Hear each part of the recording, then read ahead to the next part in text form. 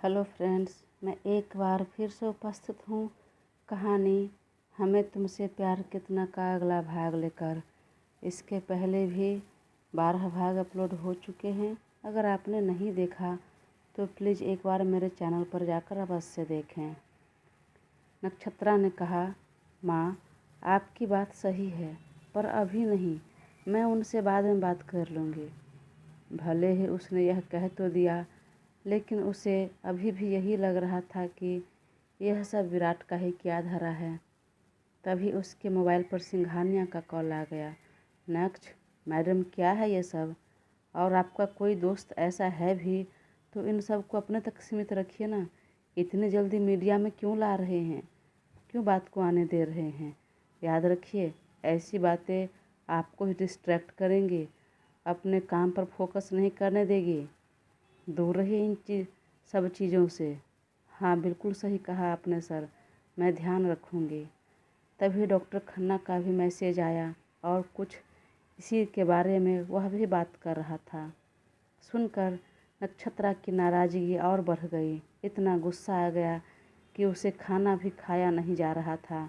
लेकिन माँ ने नाश्ता टेबल पर लगा दिया। अगर नहीं खाती तो माँ परेशान हो जाती, इसलिए उसने थोड़ा सा नाश्ता कर लिया।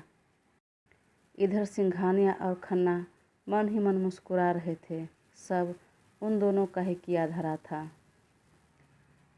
कुछ देर बाद जब नक्षत्रा ब्रेकफास्ट कर निकलने लगे तो माँ ने एक बार फिर कहा, बेटा याद से उसे फ़ोन कर लेना, और अगर उसे ज़्यादा बुरा लग गया हो तो बेटा उसे सॉरी बोल देना। अच्छे लोग, अच्छे दोस्त कम ही होते हैं लाइफ में, जो हमारे बारे में अच्छा सोचते हैं, हमारा अच्छा चाहते हैं। माँ आप इतना क्यों सोच रही हैं? और यह सब करने की ज़रूरत नहीं है, मैं बात कर लूँगी अपने तरीके से, आप निश्चिंत रहिए। बोलकर वह कार की चाबी और अपना बैग ले लिया और माँ को बाय बोलकर निकल गई। फिर घर से निकलते समय एक बार मुड़ कर देखा और कहा, माँ मुझे अगर आने में लेट हो जाए तो आप चिंता मत कीजिएगा। माँ ने मुस्कुराते हुए हाँ में सिर हिला दिया। वह घर से बाहर निकली और पार्किंग एरिया में आई तो विराट अपनी कार लिए खड़ा था। उसे देखते ही नक्षत्रा की भवें चढ़ गई। वहीं विराट ने मुस्कुराते हुए हाथ आगे बढ़ाया, लेकिन उसने अपना हाथ नहीं बढ़ाया तो विराट ने कहा, क्या हुआ? यूँ चेहरे पर 12 क्यों बजे हैं? चेहरे पर जो भी बजे हैं रहने दीजिए। पहले ये आप बताइए, यहाँ क्यों आए हैं? क्या आप भी अपनी कई बातें भी भूल जाती हैं?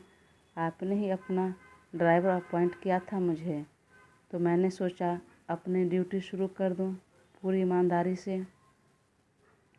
उसने बेहद रुमानी अंदाज में कहा। एक्सक्यूज़ मी, वह मैंने जो भी कहा गुस्से में आकर कह दिया था, पर आप तो कसम से पीछे पड़ गए हैं। बड़े चिपकू इंसान है यार। और आपने देखा नहीं आपकी एक गलती की वजह से क्या हुआ? एक्सक्यूज़ मी, गलती मेरी नहीं आपकी थी। मैंने नहीं कहा था कॉफ़ी पीने के लिए, आपने कहा था। और हाँ, वह फ़ोटो भी मैंने क्लिक नहीं किए थे। आपने नहीं किया तो फिर किसने किया? अरे मुझे क्या मालूम, मैं आपका असिस्टेंट थोड़ी ना हूँ जो सब पता करता रहूँ आपके बारे में। अब की बार विराट ने भी खींच कर कहा। हाँ ठीक है, पर अभी आप जाइए। फिर अगर किसी ने हमें साथ में देख लिया तो बेवजह बात बढ़ेगी, मीडिया में आएगी। तो आने दीजिए ना, बात उसी के बारे में होती है जिसमें कुछ खास हो, बात करने वाली बात हो। ओह, आपको आना है तो शौक़ से आइए, मुझे नहीं आना। और हाँ, मुझे ऑफिस जाना है, देर हो रही है। हाँ, मैं भी आपको ऑफिस से छोड़ने आया हूँ। मैं ड्राइविंग जानती हूँ, तो मैं चली जाऊँगी। प्लीज़ आप जाइए, यूँ मेरे पीछे मत आइए। बोलकर नक्षत्रा अपने कार का गेट खोलने लगे। विराट ने कहा, सच में आपके पीछे नहीं आऊँ? हाँ सच में। फिर ऐसा न हो कि मैं चला जाऊँ और आप मुझे ढूंढते रह जाएं। ऐसा कभी नहीं होगा। होगा, अवश्य होगा। आप एक दिन मेरा इंतज़ार ज़रूर करेंगे, मेरे पीछे अवश्य आएंगे। बोलकर विराट मुस्कुराते हुए अपने कार में बैठकर निकल गया। अपनी सफाई देने के बावजूद भी नक्षत्रा ने विराट पर यकीन नहीं किया, उल्टा उसे बहुत सुनाया। परंतु फिर भी उसे बुरा नहीं लगा, क्योंकि वाकई वह नक्षत्रा से बहुत प्यार करता था। और प्यार में थोड़ी बहुत तकरार तो होती ही है, फिर कैसी नाराज़गी, क्यों इतना बुरा मानना। यह सोचकर वह अपने काम में लग गया। यहाँ वह अपने लिए अस्पताल में काम देख रहा था और उसी के लिए बार बार चक्कर लगा रहा था। तो इसी बीच उसकी भी नक्षत्रा से मुलाकात नहीं हुई, पर उसकी तरक्की देखकर वह भी बेहद खुश हो रहा था।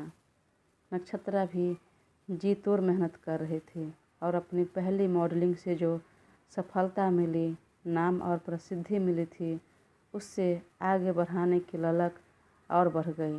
मीडिया में नक्षत्रा और उसकी कंपनी वेदांत, उसके प्रोडक्ट्स के बहुत चर्चे थे। उसके मेहनत और लगन से जो सफलता मिल रही थी, यह देखकर वैदेही जी भी बहुत खुश थी। लेकिन कहीं न कहीं उनके मन में विराट और नक्षत्रा के रिश्ते के बारे में ही सोच रही थी। बेचारी जवानी से जो अकेली रही थी और जो दुख तकलीफ़ झेली थी, तो उन्हें एहसास था कि भले ही कितनी ही सफलता पाले, लेकिन अकेले जीवन काटना संभव नहीं। जीवन साथी का रहना बहुत ज़रूरी है। तो बस उनकी एक ही इच्छा थी, बेटी शादी करके घर बसा ले। और इस बारे में वह बेटी को कई बार बोल भी चुकी थी, पर नक्षत्रा ने जो माँ की तकलीफ़ देखी थी, उस सब को याद कर उसे शादी से बहुत चिढ़ थी। शादी तो क्या, अपनी लाइफ में किसी भी मर्द को नहीं आने देंगे, ऐसा उसने मन ही मन सोच लिया था। इसलिए वह माँ की बातों को टाल रही थी, उस पर ध्यान नहीं दे रही थी फिलहाल। उसका करियर भी अभी चढ़ाव पर था, ऊंचाइयों पर जा रहा था, नेम फेम खूब मिल रहा था। तो वह शादी कर घर बसाने के बारे में तो सोच भी नहीं सकती थी।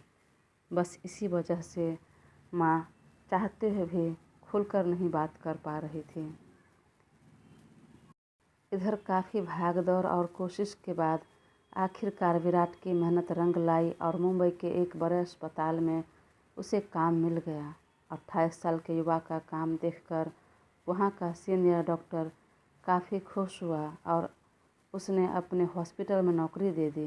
विराट की खुशी का ठिकाना नहीं रहा।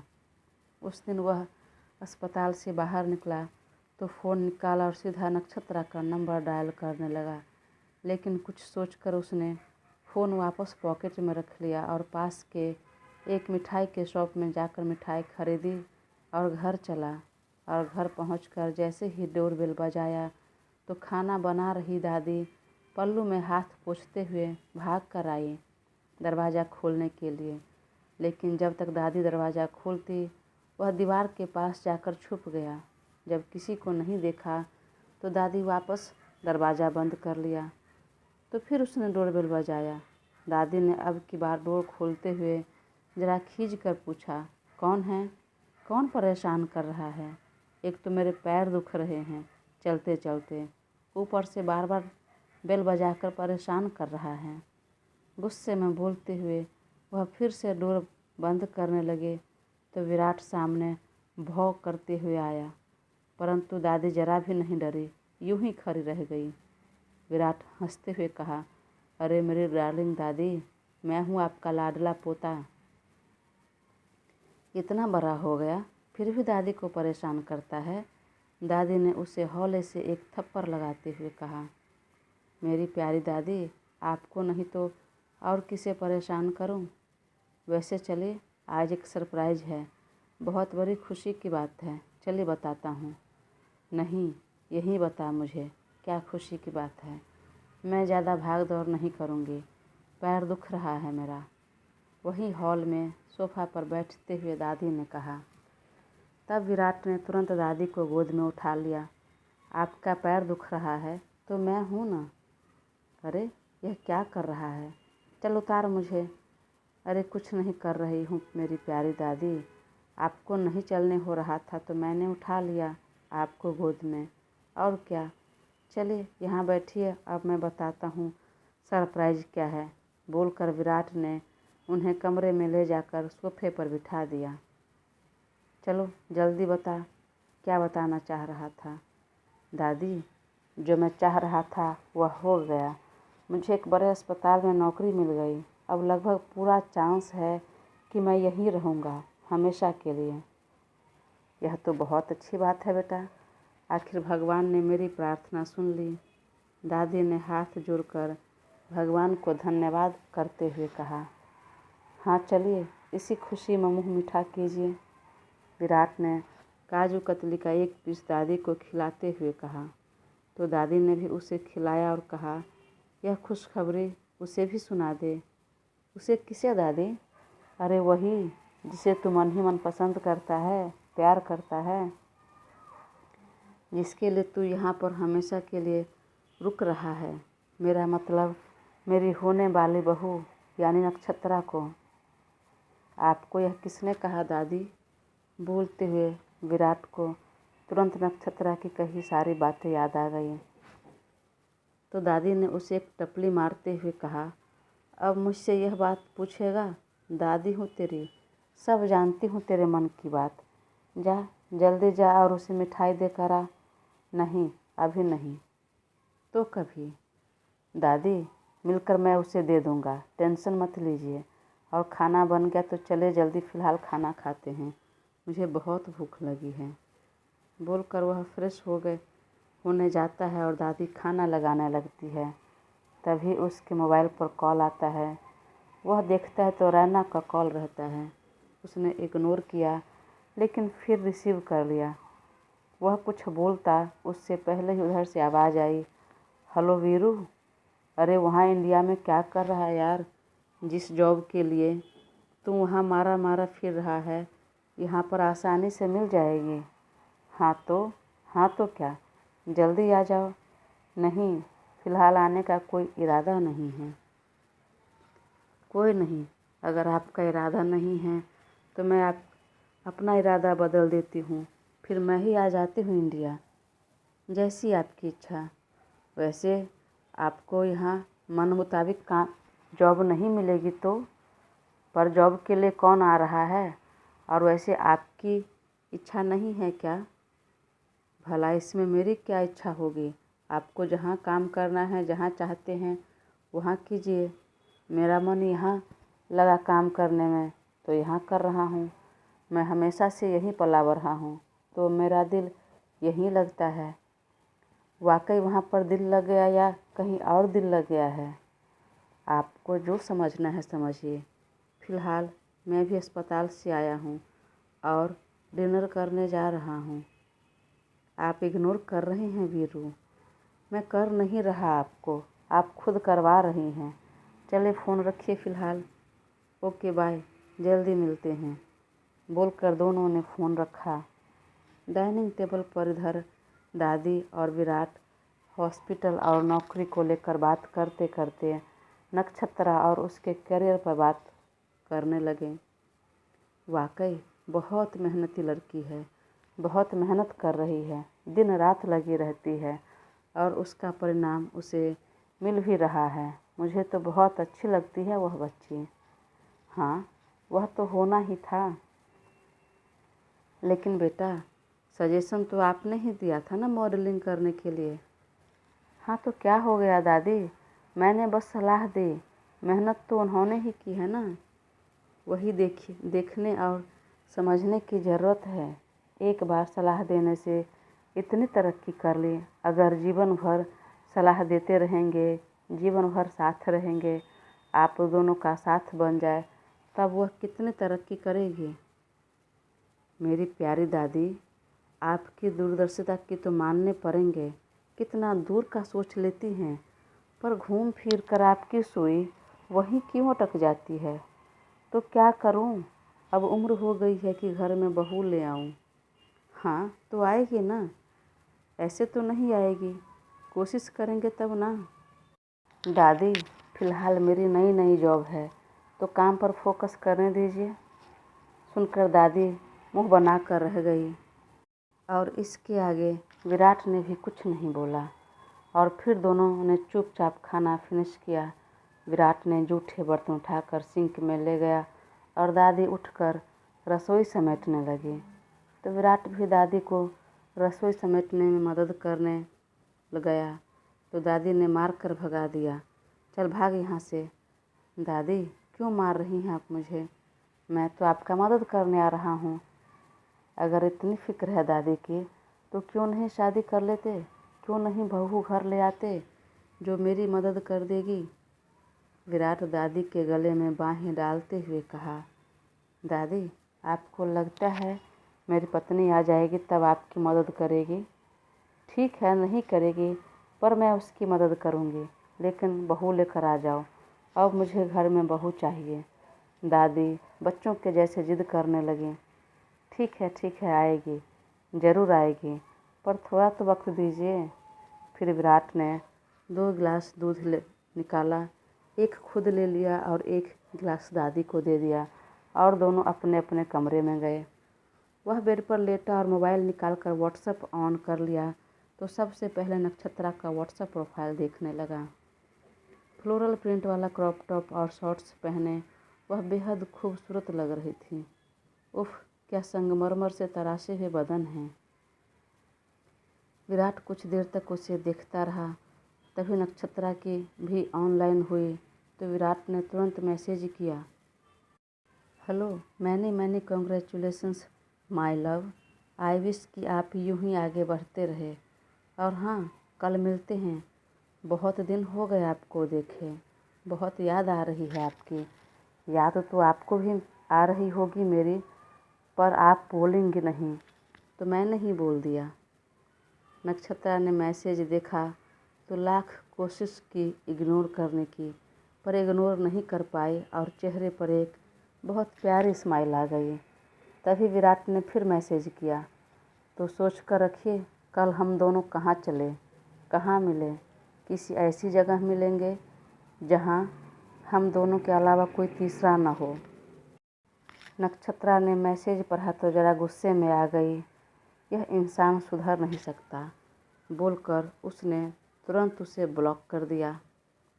विराट ने देखा तो चेहरे पर एक बड़ी स्माइल आ गई। ओह, तो मैडम ने मुझे ब्लॉक कर दिया। कोई नहीं, आपकी नाराज़गी सिर आँखों पर, परंतु अब आपसे मुलाकात तो होकर रहेगी।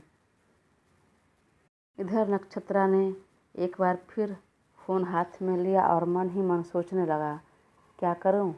अनब्लॉक कर दूं? और ना चाहते हुए उसकी उंगली अनब्लॉक वाले ऑप्शन पर क्लिक हो गई और उसे अनब्लॉक कर दिया। फिर उसकी प्रोफाइल को जूम करके देखने लगी। इधर सो रहा आदर्श ने वापस फ़ोन देखा तो नक्षत्रा उसे अनब्लॉक कर चुकी है। तो चेहरे पर एक बड़ी प्यारी सी मुस्कान आ गई और फिर फ़ोन को साइड में रखकर सो गया। अगली सुबह नक्षत्रा उठी और फ्रेश होकर अपने कार में बैठी और ऑफिस के लिए निकल गई। वह घर से बाहर निकली तो आसमान में हल्के बादल छाए हुए थे। हल्की फुल्की बारिश शुरू हो गई थी। ओहो, यह मुंबई की बेमौसम की बरसात भी न। मन ही मन बोलती हुई वह कार में बैठी और निकल गई अपने ऑफिस के लिए। बाहर हल्की बारिश हो रही थी और मन में अपनी पहली मॉडलिंग की सफलता को लेकर खुशी के मारे लड्डू फूट रहे थे। आगे क्या काम करना है, कैसे करना है, यही सब सोच रही थी कि अचानक उसका ध्यान ड्राइविंग से हटा और एक जोर की आवाज़ आई, जिसे सुनते ही नक्षत्रा होश में आने के साथ उसकी चीख निकल गई। वह कुछ देर तक यूं ही बैठी रह गई। फिर तुरंत बाहर आकर देखा तो सड़क किनारे एक रुकी हुई कार को हल्का सा टक्कर मार चुकी थी, वो भी बुरी तरह से। नक्षत्रा देखकर चौंक पड़ी और वापस कार में आकर बैठ गई। यह क्या हो गया? वह कितने सालों से ड्राइविंग करती आ रही है, पर पहली बार वह किसी कार को ठोक चुकी थी। वह कुछ देर के लिए कार के अंदर बैठी रह गई। अब कौन है इसका मालिक? वह कैसे बात करेगा? क्या कहेगा उससे? और वह क्या बोलेगी? फिर खुद को शांत किया और मन में बोला, ठीक है, जाकर सॉरी बोलती हूँ और जो हर्जाना भरना पड़ेगा भर दूँगी। ओह गॉड, मैं भी ना, लगता है कुछ ज़्यादा ही सोचने लगी हूँ। मन ही मन यह सोच रही थी, तभी किसी ने उसके कार के विंडो पर नॉक किया। दोस्तों, कहानी जारी रहेगी। प्लीज़ अपना साथ बनाए रखें और चैनल को सब्सक्राइब कर मुझे ज़रूर सपोर्ट करें। Thank you.